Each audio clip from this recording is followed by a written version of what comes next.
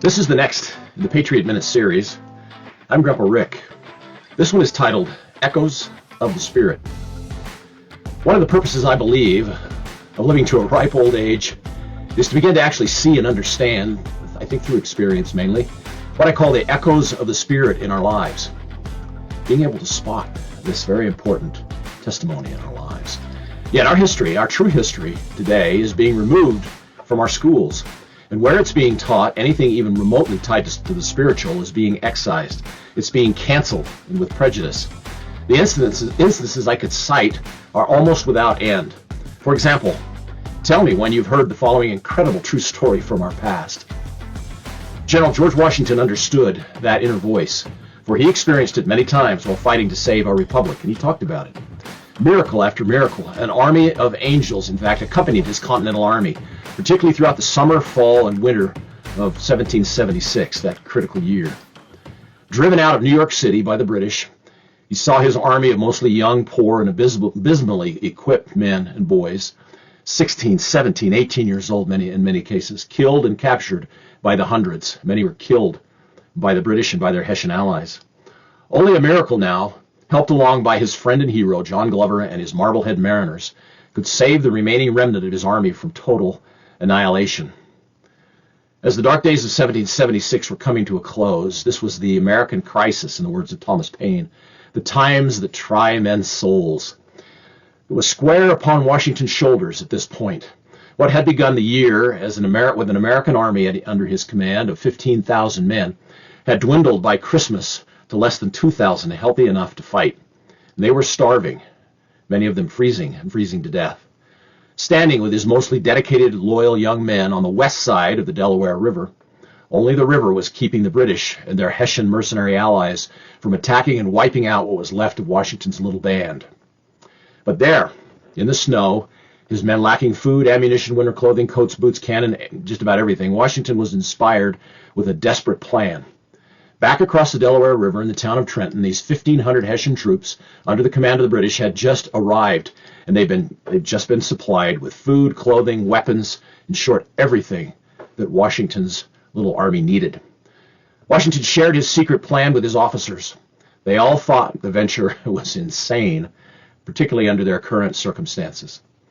But Washington's back was against the wall. Once again, he turned to his miracle man, John Glover, and his Marblehead Mariners, to go and appropriate boats a short distance up the river. There was a coal hauling operation. They had boats there. These were Durham boats, as they were called. They were perfect, though, for hauling men in these icy waters to ferry Washington's army across the river on Christmas night. That was the plan. The Hessians would have been partying for several days, and the Germans had a long-standing custom for the Christmas season where they would spend several days in celebration. The river was filled with large chunks of ice, as I mentioned, but Washington pressed forward, ferrying his men across the river that night of December 25th through the 26th, attacking the Hessians at Trenton at dawn the next day, the next morning, in fact. Battle was fierce, hand-to-hand, bloody bayonets. The Hessians were considered the finest professional soldiers on earth by many.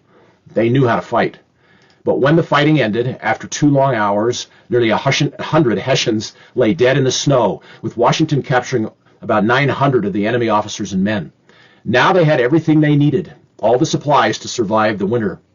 But as Washington regrouped and prepared to ferry back across the river, he pulled his, quote, close friend, Hugh Mercer, the doctor for his men, and he asked him, "Hugh, tell me, we've won a great victory today, but how much did it cost? How many of my boys did I lose?" Hugh looked at his commander-in-chief, and the doctor, with always a calm smile on his face, said, "Sir, you didn't lose any, not a one, a few wounded." Washington collapsed on a chair, saying, "Yet another miracle for my little army. Praise the Lord in heaven." Echoes of the Spirit, evidences of divine intervention. These stories from our past are priceless, but they are being forgotten. They will have no meaning, in fact, for our children if they're not taught them, if they are not shown the hand of God that's all around us. The danger is greater today than ever, for this is the time that prophets warned us about, when men's hearts shall fail them, they said, because of the wickedness spreading in our world. This is the time when the powers of heaven shall be shaken. And that debilitating wickedness, I believe, is by design. It's not random or by accident.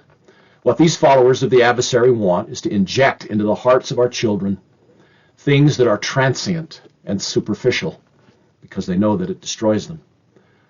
What happens to be woke today, and of course that will change tomorrow. And also by design, at the same time, the adversary and his advocates purposely are destroying that which is foundational in this country. Let me say this again. The adversary is putting in the hearts and minds of our children that which is transient and superficial. But what the adversary and his advocates are purposely destroying is foundational. Foundational to the health of a nation and to the health of individuals. We see this everywhere as our children are discouraged, suicide, all of the things that are going on that are not good among our young people today. We are learning in our schools, our children are learning in our schools, universities, and sadly in many homes, to embrace the superficial, the secular, the poisonous. Our children are taught to live by lies, in the words of Alexander Solzhenitsyn. For the false pretense of being kind, our children are taught to reject foundational truths, replacing them with bold-faced lies. We see this everywhere. Again, this is not by accident. Truly, in the words of C.S. Lewis, our children are being born into enemy-occupied territory. We must challenge these lies at every turn and without mercy. I believe the best way we learn and teach is through the echoes of the Spirit, through that still small voice. Quote, children are an heritage of the Lord, and like arrows in the hand of the warrior are our children, and blessed is the man whose quiver is full. I pray we will embrace this upcoming generation, this legacy, this heritage gifted by a merciful God. We must teach our young people, whenever we see them, of the inspiring echoes of the Spirit that are all around us. Now is that time, my friends. Now. Thank you. I'm Grandpa Rick.